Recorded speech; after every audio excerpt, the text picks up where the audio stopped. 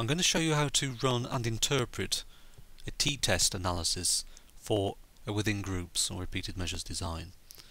These are the same data that I've used in the earlier videos, and if I scroll down we can see that the outlier that I filtered out earlier on is still not selected, so they're not going to be included in the analysis. And running a t-test, all we need to do is go to Analyze, Compare Means, Paired Samples t-test, click on that, and now we need to identify which two variables on the left we're going to compare. What we need to compare is quiet RT with noisy RT. So we click those across, and then we click OK.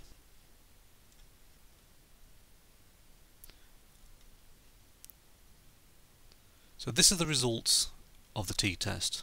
We get three little tables. First of all, we get something called paired sample statistics. This just tells us what the mean was for each of the two conditions. So for quiet it's 746.98, noisy 774. So n tells us how many cases there are in each. So there's 49 because we filtered that one person out. Now, an assumption of a paired samples t-test when you have a within groups design is that there will be a correlation between the two sets of scores. So although people may get faster or slower in this example from one condition to the next, the idea is that the people who are fastest in the quiet RT will also be the people who are fastest in the noisy RT. So there should be a correlation between their scores. So we look at this and we need this to be significant. So if this number here is smaller than 0.05, we're okay. And we are. There's a good correlation here between the two sets of scores. Now just scrolling down, this is the actual result of the analysis. So we've got quiet RT, noisy RT. This is the mean difference, minus 27. So that's just the difference between 774 and 746, 27.024. This is the standard deviation of the difference and the standard error of the mean difference.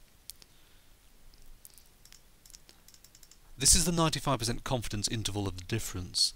So this is saying if we ran this 100 times, if it's just a result of a random fluctuation, it's telling us that 100 times we could be 95% certain that the difference lies between minus 62 and 8. Now, minus 62 and 8 as an interval has 0 within it. So it's telling us that we can be 95% certain that the difference lies between minus 62 milliseconds and 8 milliseconds. So quite a big difference there.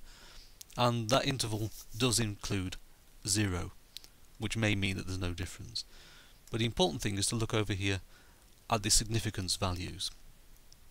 So this is the value of t, that's just the result of the calculation. This is degrees of freedom. Degrees of freedom are based on the sample size. So we had a sample size of 49, take one off and that becomes 48. But this is the crucial thing here, the significance value. It says it's 0.137. Now to be significant it needs to be smaller than 0.05, and obviously 0.137 is bigger than 0.05.